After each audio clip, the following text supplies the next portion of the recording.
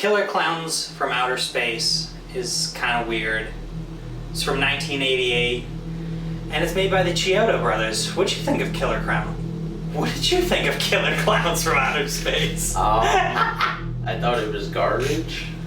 You thought it was garbage? I did.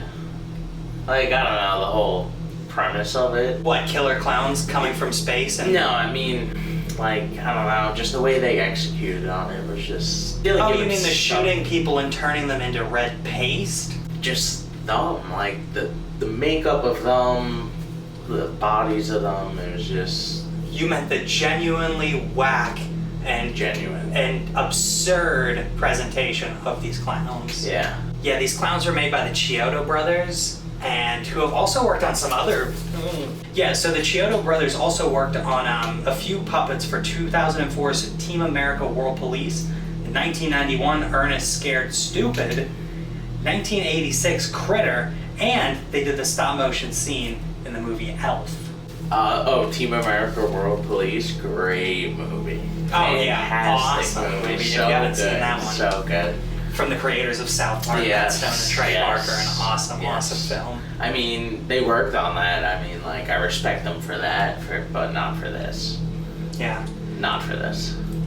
So, the movie came out the same year as A Vampire's Kiss. It also had a similar budget to The Vampire's Kiss, $1.8 million. Really? Yep. They should have gotten just Nick Cage. Him alone should have just been the killer clown. You think he should have been Clownzilla? The big guy? Yeah. That would have been pretty badass. But, like, only him. Literally one clown and it would be Nicolas Cage. Yeah. That'd be cool. Because clearly Vampire's Kiss did something right. Yeah. Because this is not, like, a memorable movie. I don't know, having a Nicolas Cage Clownzilla would be Interesting. pretty badass, to be honest. Yeah.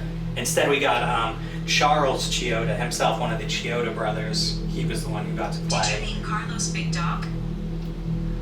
Wow. So, without Google spying on us, sorry about that little interruption. We're always being monitored by good old Google. Is that like an Amazon or Google? Oh, Siri did. She thought sorry. She thought you were trying to talk to someone. That's funny. Like, did she think that I was you? It's possible. That's crazy. That I would have such a masculine voice. That she thought that she would capture such a bronze tone that you have. That is not true. At all. You decide. Would you think that this movie flopped as much as Vampire's Kiss, or do you think it did alright? I hope it did worse. Like, I want it to be worse, you know what I mean? Like, Would you believe me if I said that it grossed almost $45 million worldwide? Really? Yeah. That shouldn't be a thing. Yeah, it's no wonder that they haven't made a sequel, which they were planning on Don't talk doing. about. They were planning on making Return of the Killer Clowns in Outer Space 3D. Okay. A sequel that would be in 3D. It was in talks like ever since the movie came out. It kept getting pushed back. It actually got like a September of 2018 release date, but for one reason or another, it just keeps getting pushed back. What, is James Cameron gonna take it over or something? I don't know, that would be pretty badass. I mean, he would make a badass, but that should not be. He's a little bit busy making those 5 Avatar movies, though. Yeah, there shouldn't be a sequel, though. So, don't talk about that. No, you don't think this one... I think this is one of those necessary, like, horror movies to see if you're trying to watch some, like, good... This is one that I would definitely recommend for someone trying to do a 31 Nights of Halloween challenge. Absolutely watch this one, because it's a classic. Yeah. It's a classic, and it's hilarious. I can understand how it can be, but that's not, like, the point of it. If you're watching a horror movie every single night for Halloween, I would stick this right in the middle of the week, right in between all of your very gruesome horror movies. But as a nice break. Something feel very like, funny. Yeah, probably for the age of it, it was, like, really good, you know what I mean? Because it was, like, 88, but, like, they just didn't have those capabilities then. They shouldn't have really done that. Like I saw this when I was, like, younger. Yeah. But I remember it didn't scare me. I thought it was just, like, weird. But, like, the close-ups of the clowns definitely is, like, ugh. Yeah. That's freaky. Yeah. And I can understand how if that you're a freaks you kid, out. yeah. Yeah. And I think it's one of those things like we might not get freaked out by it now because obviously we know that it's fake, like our suspension of disbelief isn't there. But for a kid in the 80s who like doesn't have a very high bar as far as like effects. I mean, there are some good effects of the 80s, but like this one's like a See, that's not like very crazy. I don't know. But I know That's a whole different. this is one that like obviously this is made 7 years before I was born, so it wasn't from my childhood. But people that I know that are older, like my mom, aunts and uncles and stuff like that have talked about this. Okay. I want to talk about my mom's experiences now because that's interesting. But she would always say how this movie scarred her, and this was one of those things that like everyone kind of lumped together with it from back in the day, even though it came 2 years later, rather, in 1990. But again, before us, and like when I was growing up, that was it. There was no other clown movies I wanted to see. I didn't want to see clowns in real life. That like, it was just like, no. Yeah, clowns are definitely scary. Scary. And I can understand why a generation when of people I was a kid, movies. like there was at some point I was like afraid to shower because of the scene where he comes up.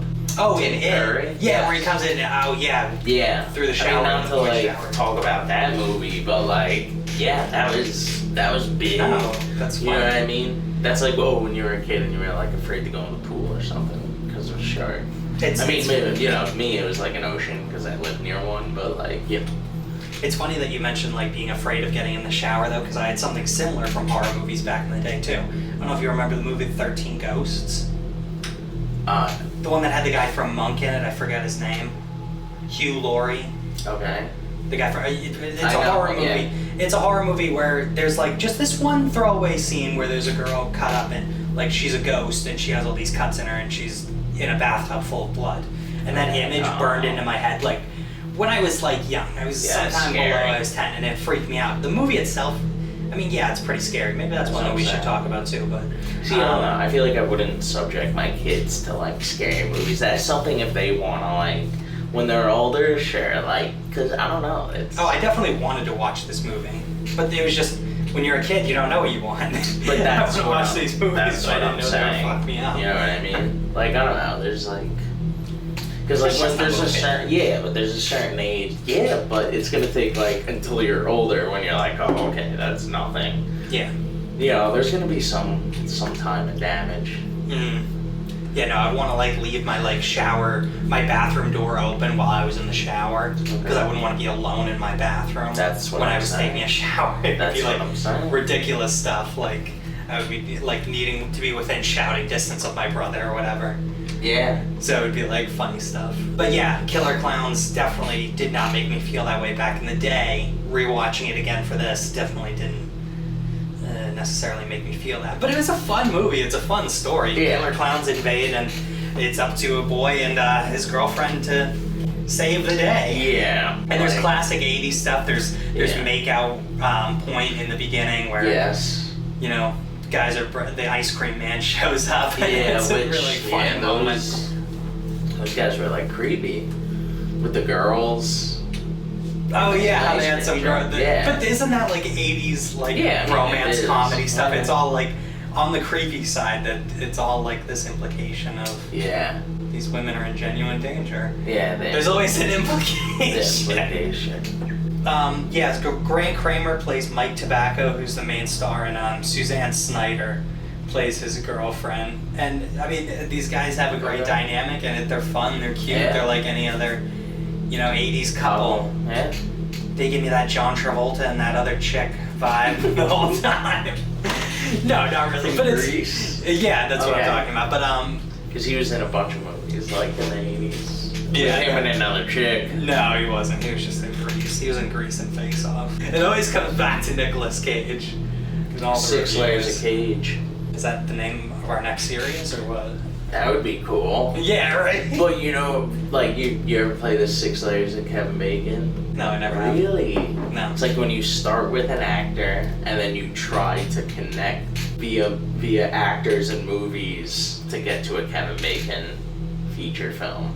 with that person. Oh, okay. So this person was in this movie. Yeah. Who was also in this? Who was in this Yeah. movie? That makes sense. Yeah. Like, let's say, like, imagine, like, you're supposed to do it with, like, a bigger crowd, obviously, because it gets better. But, yeah, but, like, still. So, like, you go, like, oh, like, Samuel L. Jackson, Kevin Bacon. If you can't remember, like, a movie with them together or whatever, or, like, Val Kilmer, Kevin Bacon, you know, something like that. But, like, anyway, you know, you try to just get to that. With 6 layers of cage, that sounds badass. Sounds so badass. I think this is just the culmination of guys who are really good at effects makeup, because they don't have any other movies that are like, at least if you look them up, that I can find any that are like more popular than Killer Clowns. This was definitely the pinnacle of their sole movie making careers, I guess. But at least thus far, I mean, who I don't knows? know. Maybe if Killer Clowns gets that sequel. Oh, and there's a fucking theme song too. That was actually good. Dude, there's a fucking theme song and it's badass. That is a badass true. score. That is a badass, yeah. Props for that. Badass fucking Killer Clown song. That's actually good you remember that.